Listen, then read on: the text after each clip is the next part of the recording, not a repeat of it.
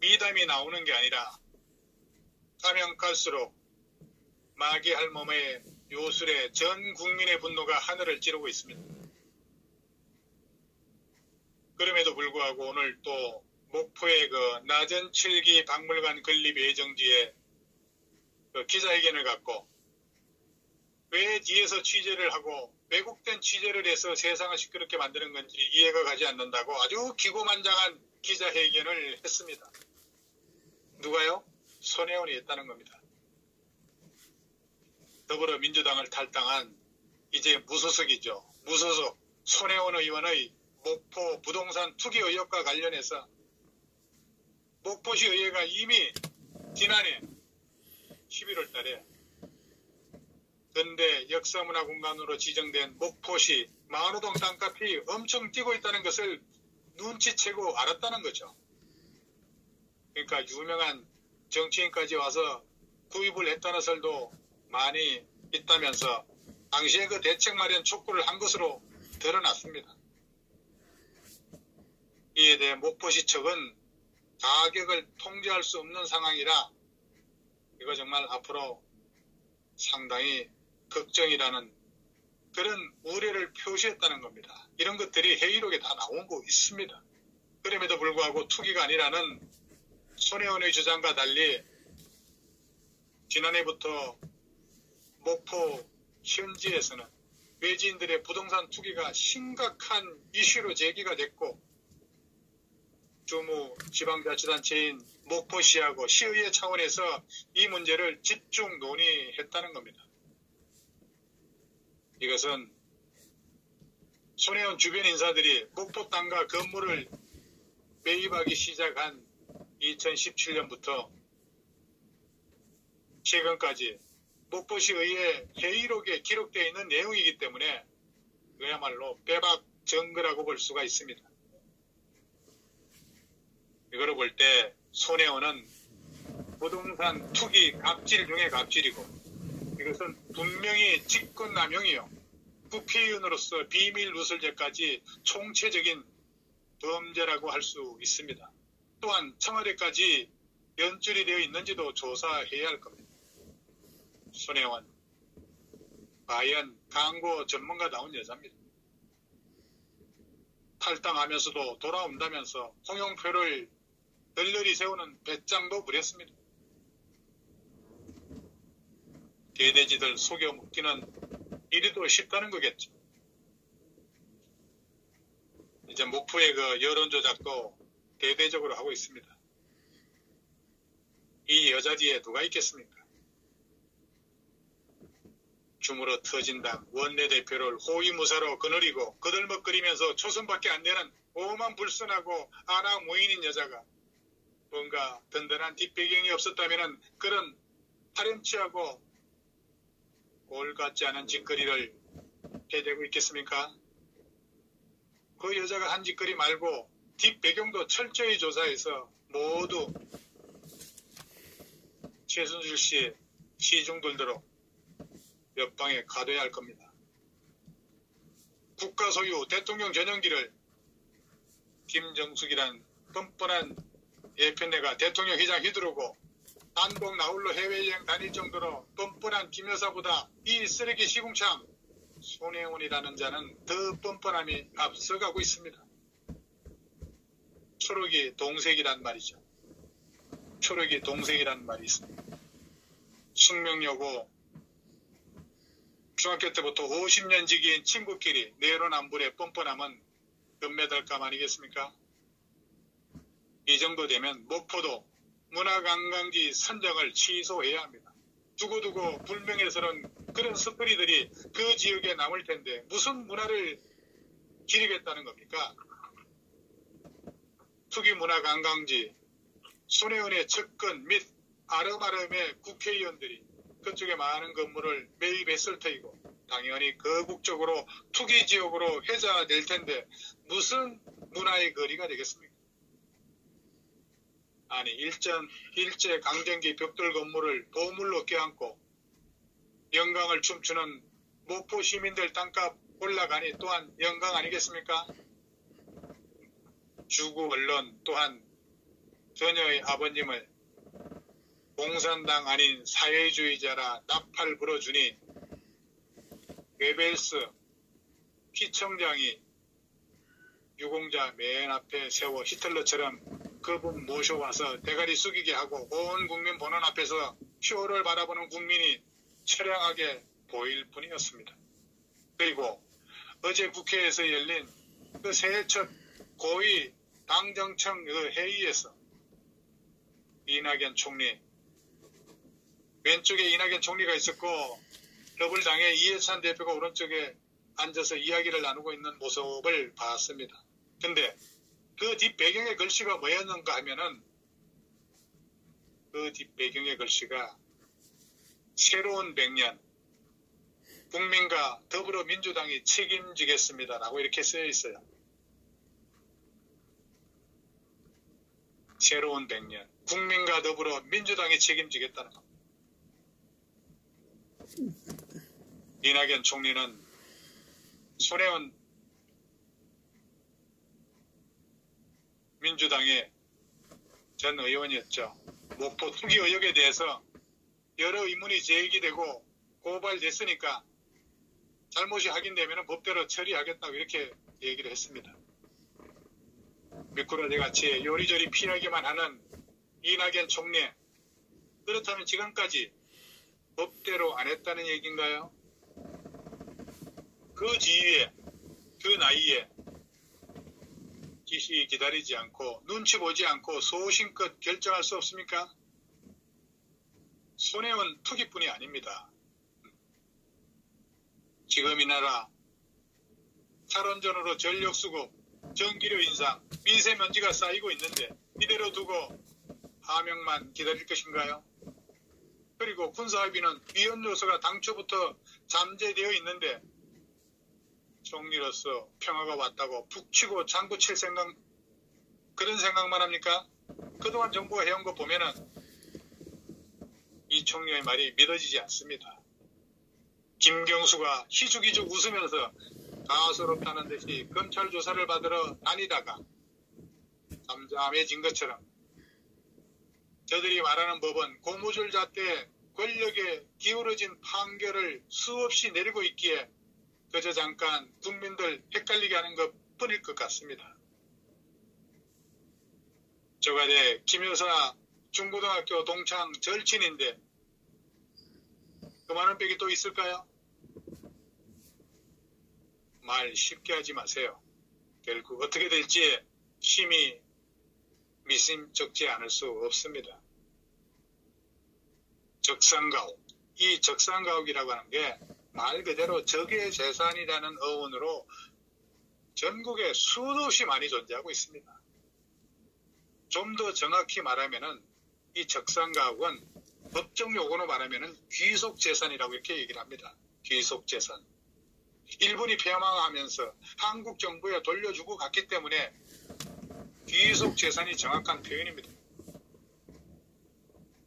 뭐 언론에 귀속재산이라고 나온 것은 지금까지 한자도 못 봤습니다. 이 귀속재산은 포항의 구룡포에도 몇십 채가 존재하고 있고 부산, 군산, 인천 그리고 서울, 용산 이 가롤동 수도로 갑니다. 주로 항구도시에 존재합니다. 일제강점기 때 지어진 건축물이 왜 문화재가 된 거예요?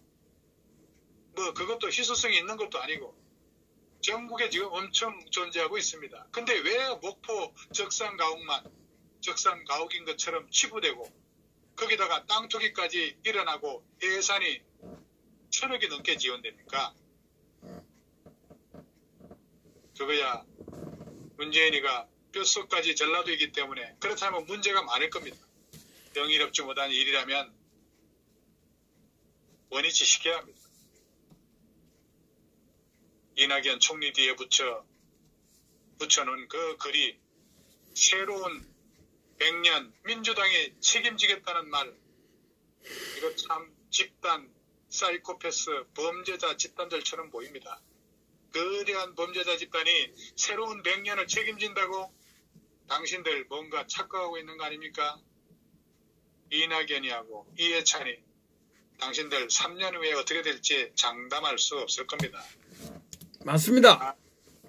아무리 여론조작하고 여론조사 기간에 문재인 낙하산을 앉혀서 여론조사해도 바닥 민심을 거스를 수는 없습니다. 이번 총선부터 여론조사와 완전히 다른 총선 결과로 더불당 자멸의 길로 갈 겁니다. 국민의 민생 파탄에 대해서 전혀 죄의식을 못 느끼는 정부는 절대 재집권할 수 없습니다. 아니 조자룡이 시 푸른 칼날도 법대로 되지 않은 세상인데 완장차고 신재민 저격수 역할 톡톡이 재미 봤는데 감히 어떻게라고 생각할까요? 정신들 차리기 바랍니다. 그리고 계속해서 손혜원의 불길한 소식이 이어지고 있습니다. 이 문체부하고 중앙박물관에서 나온 그 정보에 의하면은 이 손혜원의 낮은 칠기 구입 강요에 이것을 끝내 그 뿌리친 그 중앙박물관의 2인자격인 학예연구실장이 작년 10월 달에 인사 조치된 사실이 또 들통났습니다. 이 학예연구실장은 유물 같은 거 이런 거 구입 관리 이거 총괄하는 학예직의 최고위직으로 이 자리야말로 국립중앙박물관의 2인자에 해당되는 자리입니다. 근데 인사조치 이유가 이놈의 그 낮은 칠기가 현대미술관과 겹치니까 이 구매를 반대하다 보니까 보복성 인사조치를 당한 겁니다. 이후에 그 국정감사에서 손혜원이 그 특정 장인을 실명으로 극찬하면서 이 특정 장인을 실명으로 극찬했다는데 이 장인이 나중에 알고 보니까 오늘 또 터져나온 소식에 의하면은 자기 남편 그 신랑 회사의 직원이었다는 거예요. 그 특정 장인을 실명으로 아주 대단한 극찬을 하면서 낮은 칠기 현대공예품 구입을 다시 거론하니까 이 박물관 실무자들이 남편 직장 동료들하고 접촉했다는 그 사실도 지금 확인되고 있습니다. 이쯤 되면 눈치 빠른 우리 국민들 잘 알고 있을 겁니다. 그러니까 국립중앙박물관장은 부임한 직후부터 낮은 칠기를 비롯해서 현대공예품 이거 구입하라고 아마 밑에 직원들한테 여러 차례 독촉을 한 것 같습니다. 그러니까 소장품 수입 범위를 확대하겠다고 발표를 하고 이건 이제 낮은 칠기를 껴넣기 위해서 이제 이런 짓거리를 한 거죠. 그러니까 낮은 칠기 이거 구입할 명분을 만들기 위해서 이런 짓거리를 한 겁니다. 이 국립중앙박물관이 만약에 작품을 사들이게 되게 되면은 그 남편 직장 동료 작가가 뭐라고 얘기를 하겠어요? 어디 돌아다니면서 국립박물관 소장작가라고 이런 수식어를 들이대고 그러다 보게 되면은 자기가 만든 작품가 뭐 보니까 지방문화재도 아니고 인간문화재도 아니고 뭐 별로 신통치 않은 그런 작가인데 자기 작품이 국립중앙박물관에 소장돼 있다고 하게 되면은 이거 상한가 치고 난리가 가격도 올라가고 난리가 날 거 아니겠습니까? 예. 이런 정말 못된 짓거리를 혼자 다 해놓고 나서 오늘 또 목포 내려가서 정말 큰 소리 치고 있더군요. 어쨌든 이 손혜원은 작년 6월 달에 자기 보좌관하고 국립박물관에 찾아와가지고 12월 달에 개막하는 그 대고려전에 전시할 고려시대 나정경암을 복원하는데 다짜고짜 최고의 전문가가 있다고 하면서 아무개를 받으라 뭐 이렇게 3시간에 걸쳐 요구한 것까지 지금 드러나고 있습니다. 근데 이 과정에서 고성이 오고 갔다는 그런 정인도 있죠. 이런 권력형 비리는 김 여사의 숙명여고 동문회 후원 없이는 도저히 불가능한 일이겠죠. 오만방자도 유분수지 국회의원이 권력을 등에업고 돈벌이에만 혈안이 되어 있었던 겁니다. 미치지 않고서야 정상인이, 그것도 국회의원이 이렇게 많은 돈벌이에 연루되어 있을까요? 이 여자는 국회의원이라는 그런 자리가 마치 자기 사리 사욕을 채우는 자리점으로 생각하고 실제 또 그렇게 해왔던 것이 밝혀지고 있는 거 아니겠습니까? 국립박물관에 자기 사람 채용하고 목포에 자기하고 주변 인물들을 이용해서 부동산 투기하고, 더 기가 막힌 것은 공산당 경력이 있는 자기 아버지를 국가유공자로 만들고 이게 정말 국민을 위해 일한다는 국회의원이 맞느냐고 묻지 않을 수 없습니다. 이런 사람을 옹호하고 두둔한 자들은 도대체 어떤 사람들인가요? 도저히 정상적 사고로 이해가 되지 않습니다. 제가 오늘 아침에 제보를 받은 내용인데, 그 지하철 5호선 우리 시청자 여러분들 잘 기억 한번 해보세요. 지하철 5호선 강화문역에서 교보문고 들어가는 벽에 그 예전에는 유명화가 그림을 붙여놨었는데 그 그림 떼어내고 낮은 칠기가 들려있다고 누가 제보를 해줬는데, 주말에 행여 이 문제에도 의심이 가는 것은 아마 저만의 생각이 아닐 겁니다. 그거 한번 사진을 꼭 찍어서 한번 제보를 해 주시기 바랍니다. 정말 이 손혜원, 도종환 문체부 장관, 그리고 중앙박물관 백이동 관장이죠. 이 사람들 몽땅 쓸어다가 쓰레기통에 쳐넣어야 할 것 같습니다. 엿장수가 따로 없습니다. 낮은 칠기라는 게 도대체 뭐란 말입니까? 이게 제 기억을 더듬어 보면은 저 부산 강안리 바닷가에 그 조개를 깎고 다듬어 가지고 화려한 빛을 발산하는 한국적인 꽃인가요? 박물관에 낮은 칠기를 팔아서 정치자금 조성 의도가 있는 것은 아니기를 바랍니다. 캐도 미담이 나오질 않고 있습니다. 이거야말로 차고 넘쳐 냄새가 전국을 뒤덮고 있습니다. 헌법은 있지만 정상적인 국가라고 보기 어려운 난장판이죠. 돌아가는 걸 보면은 문재인과 손혜원 그리고 주사파를 위한 국가로 바뀌고 있는 겁니다. 그리고 손혜원은 목포 근대역사문화공간에 부동산을 대량 구입한 것이 수기가 아니다, 뭐 이런 반대 정거로 자신이 2014년에 세웠다는 그런 한국 낮은 칠기 박물관을 내세웠습니다. 이거 아주 문제가 많습니다. 박물관을 목포로 옮겨서 낮은 칠기 문화를 지키고 더불어 목포도 살리려는 그런 선의로 부동산을 사들였다는 게 손혜원의 논리였습니다. 그런데 이제 와서 보니까 이 낮은 칠기 박물관이라고 하는 게 정부의 공식 등록도 하지 않은 것으로 지금 확인됐습니다.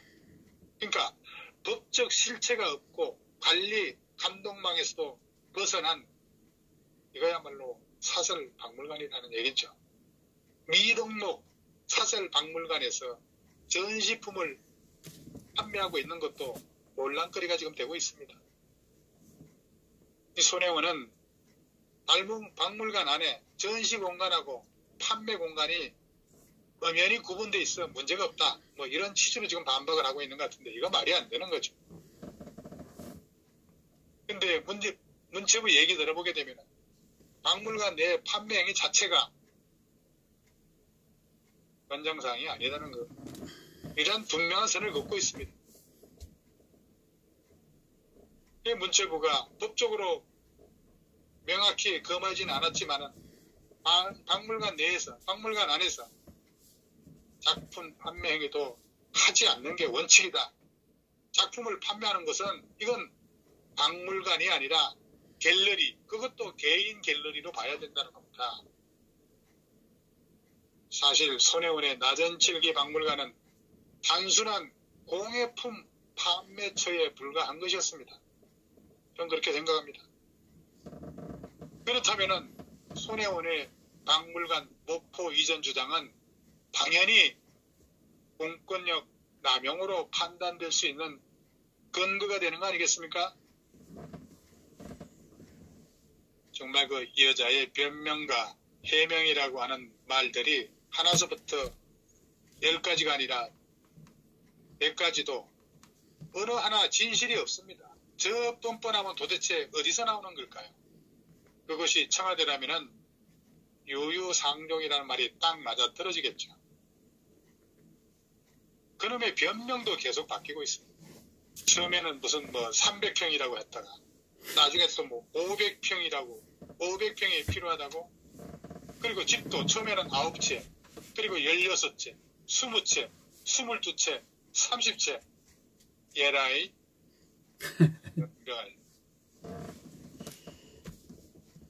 여기다 하나 또 더 지적해 보겠습니다. 예.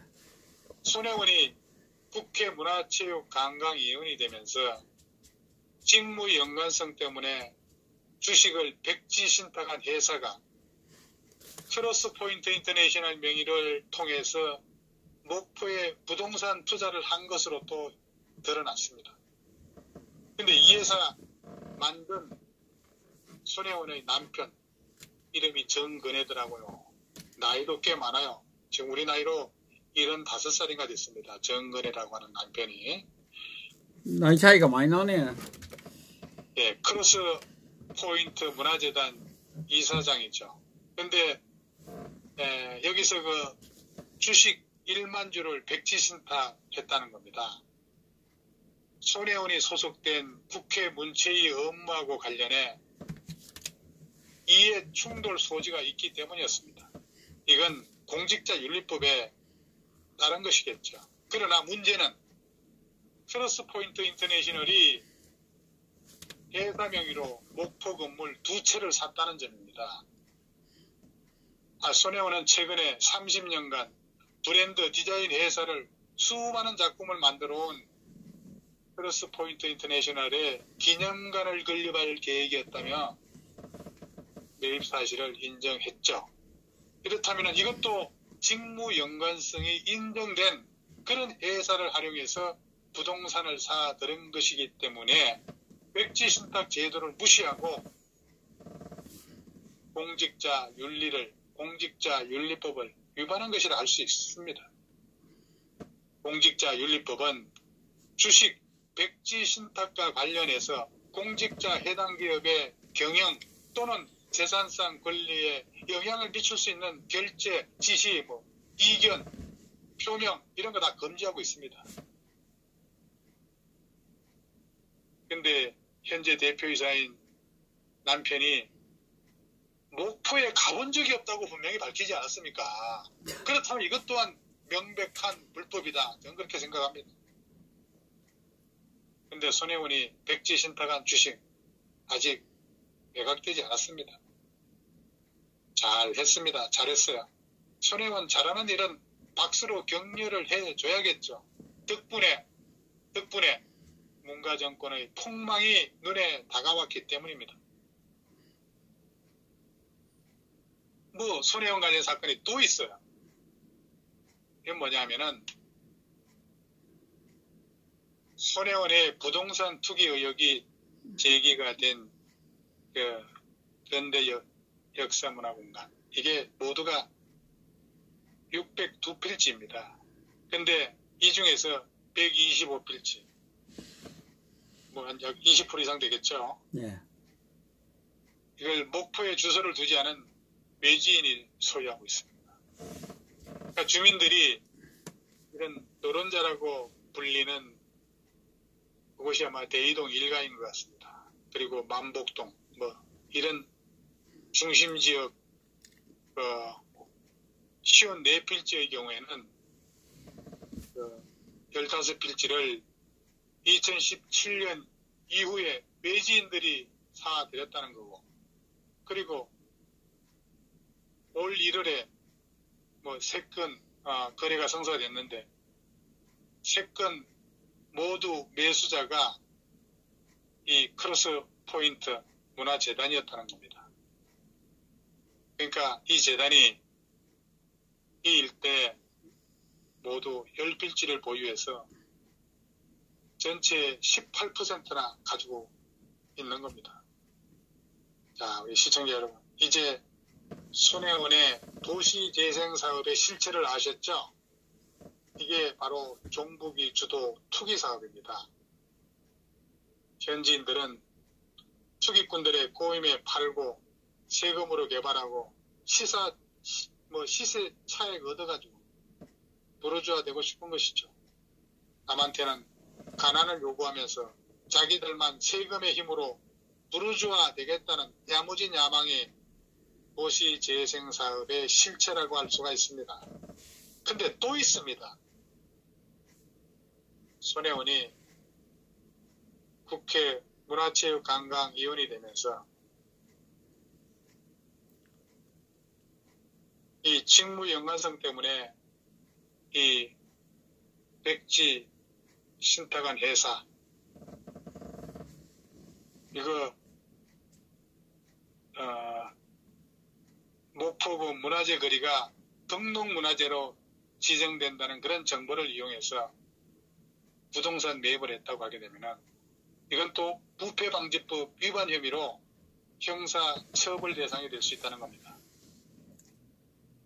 손혜원이 문화재 거리가 등록문화재로 지정되도록 문화재청에 압력을 행사했다면 이건 또 직권남용죄로 성립될 수 있는 거겠죠. 그리고 손혜원의 그 조카들한테 몰래 돈을 줘가지고 건물을 사게 했다고 하면은 이거야말로 또 부동산 실명법, 부동산 실명제 위반 이거 아니겠어요? 그리고 직무와 연관된 회사 통해 가지고 부동산 구입한 것은 이건 또 공직윤리법 위반에 해당됩니다. 이 문제 하나만 더 지적하고 끝내겠습니다. 예.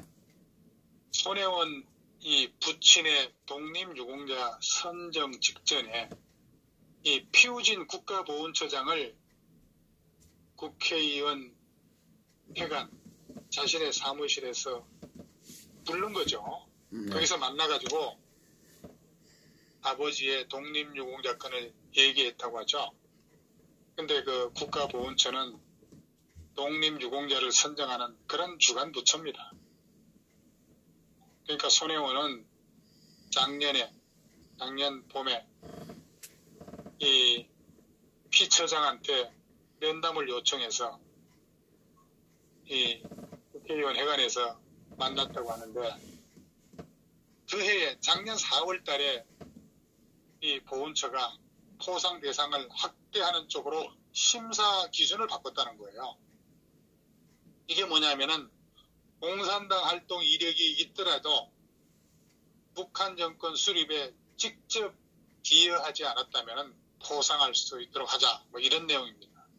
그러니까 독립유공자 선정에 앞서서 손혜원은 이 피처장한테 영향력을 행사한 것으로 이렇게 볼 수 있는 대목 아니겠습니까? 예. 왜 그거 할 때 지 사무실로 부릅니까? 청탁을 했구만.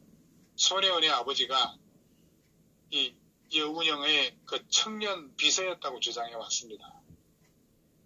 그러니까 이와 관련해가지고 82년부터 2007년에 이르기까지 모두 6차례에 걸쳐 포상 신청을 했는데 그때마다 심사에서 탈락을 했습니다. 이게 이제 과거 시험을 본 것도 아니고 고시 시험을 본 것도 아니고 어쨌든 6전7기라고 이거야말로 고래 심줄보다도 더 질긴 거 아니겠습니까? 맞습니다. 예, 그러니까 저 정도니까 상대가 질려버릴 정도의 배짱을 가졌으니까 손혜원은 정말 대단한 사람입니다. 이런 측면에서는. 그러니까 보훈처가 이 손혜원의 아버지 포상에서 탈락한 이유에 대해서 뭐라고 얘기를 했냐면은 뭐 입증 자료가 미비하다. 그리고 강복 이후에 이런 행적이 불분명하다. 그리고 손혜원의 부친은 강복 이후에 조선공산당 청년동맹 서울지부 청년단원으로 활동하는 이 공산당 활동 이력이 문제가 됐던 겁니다. 자, 그렇다면은 대한민국의 주적인 공산정권에 충성했어도 북괴 정권 수립에 직접 참가하지 않았다면 포상 대상이 될 수 있다는 겁니다. 아니, 여운형의 비서가 국가유공자를 이쯤 되면은 지금 무슨 일이 일어나고 있는지 우리 국민들 알아야 합니다. 물론 알 사람 다 알고 있겠지만 말이죠. 역시 이 손혜원 애비가 공산당 끈앞풀이였습니다. 역시 그 애비의 겉딸. 그런데 공산당 애비를 독립유공자로 만들었습니다.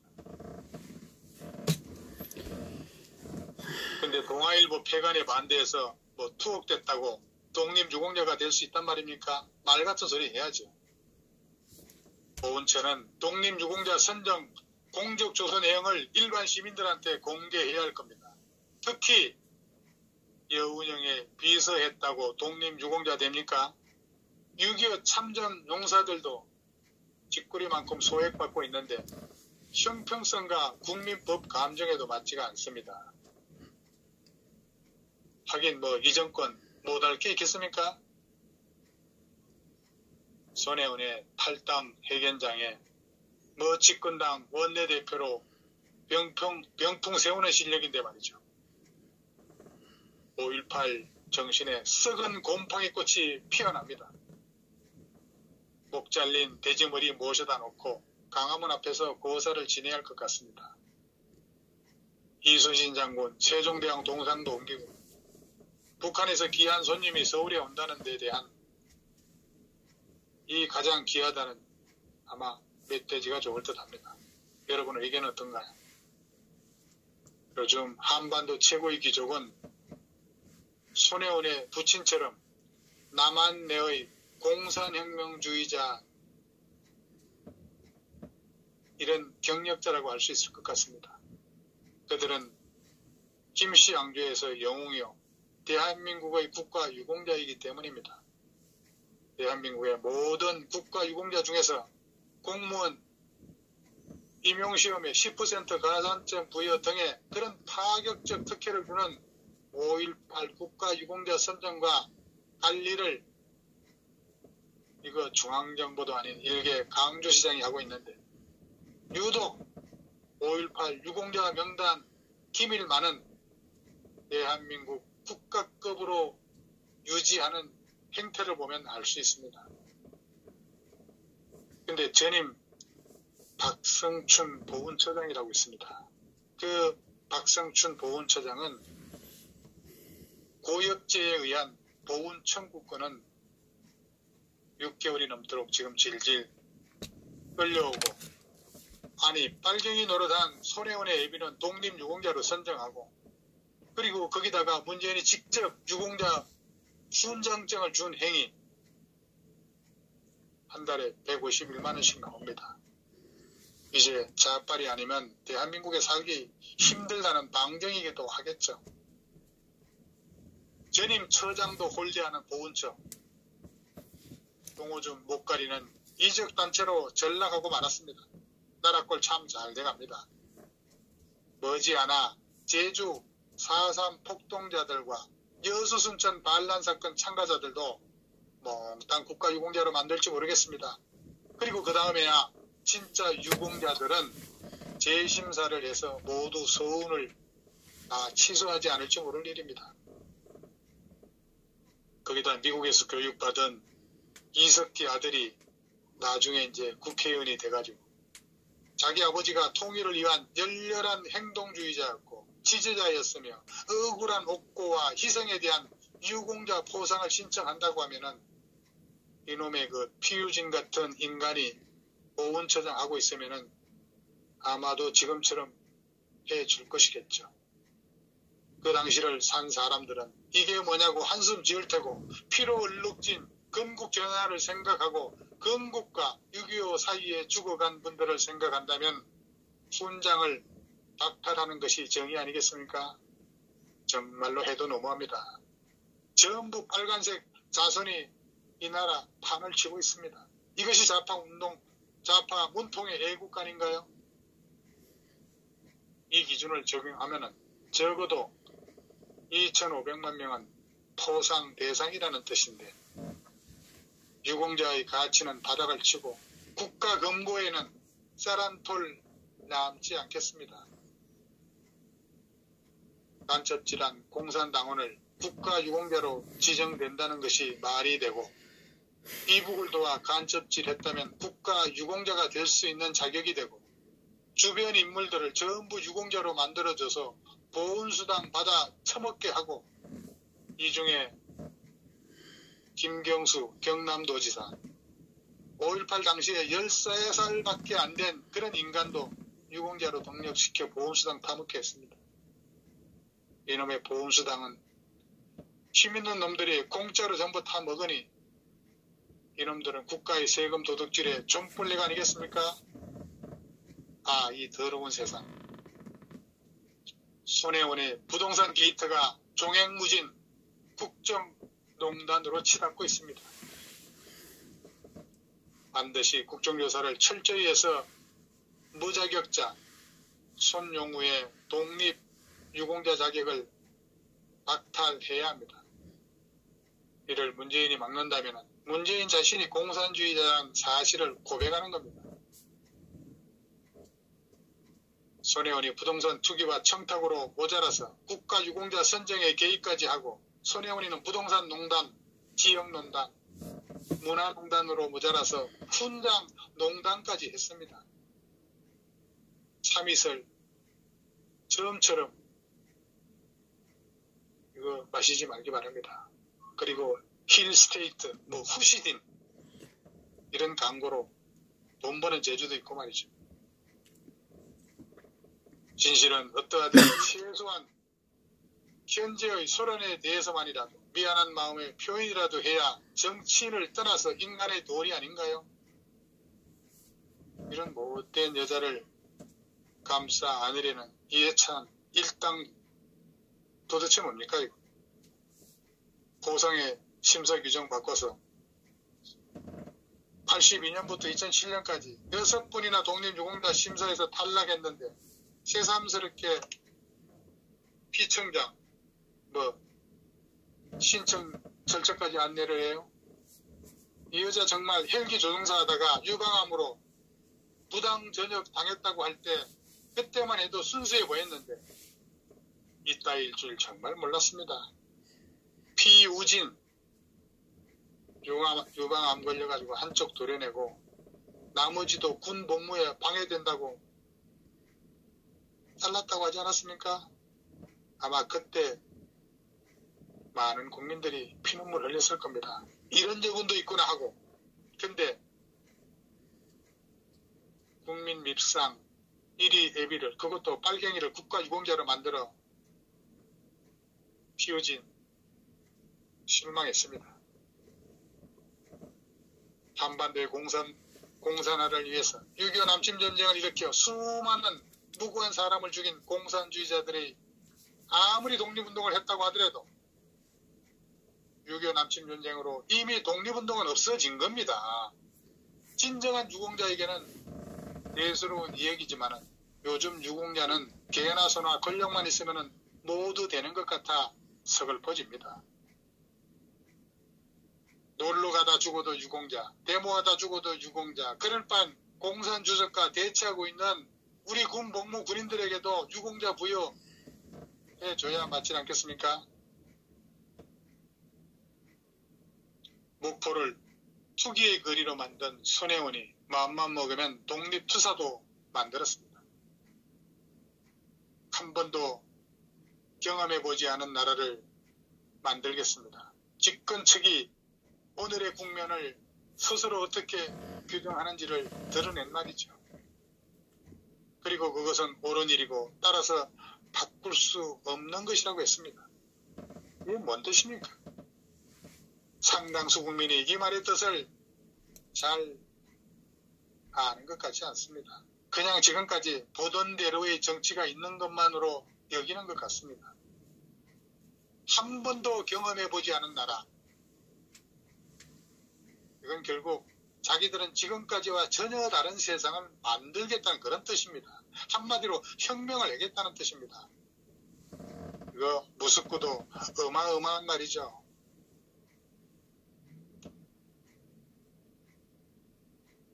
그런데 뭐 논평을 하다 보니까 또 하나의 새로운 소식이 떠오르네요. 이순신 장군 동상 관련 소식이 진짜 마지막 논평이